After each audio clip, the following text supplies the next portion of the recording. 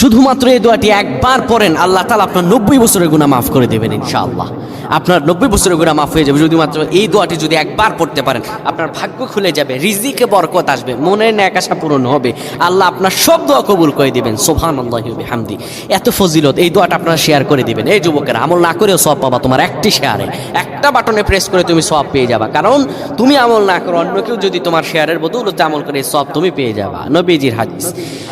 আমার ভাইয়েরা, আল্লাহর কাছে দোয়া করা, আল্লাহর কাছে দোয়া চাওয়া, এটি হলো মুমিনদের কাজ। আমার আল্লাহ বান্দাকে বলেন, বান্দারে উদউনি আস্তাজিব লাকুম, আমার কাছে চাও, আমার কাছে চাইলে আমি আল্লাহ তোমাকে দিয়ে দিব। কেউ যদি একবারে দোয়াটি পড়তে পারে, দোয়াটি হলো রব্বি ইন্নী যালামতু নাফসি ফাগফিরলি। কেউ যদি এই দোয়াটা একবার পড়তে পারে, আমার আল্লাহ তাআলা তার 90 বছরের গুনাহগুলো মাফ করবেন। কবিরা গুনাহ নয়, সেটি হলো সগীরা গুনাহ। সগীরা গুনাহ মাফ হবে। বলবেন হুজুর 90 বছর তো হয়নি, তাহলে গুনাহ মাফ হবে কি করে?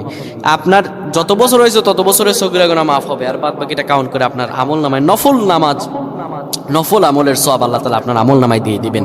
কিন্তু এটির ব্যাপারেও সহিহ সনদে তেমন কোনো গুরুত্ব আরোপ হয়নি, এটির ব্যাপারে তেমন কোনো উল্লেখিত সহিহ সনদ নেই। কিন্তু আমল করতে পারেন, যেহেতু এর অর্থ সুন্দর। আল্লাহ আমাদের কবুল করুক, পড়েন আমিন।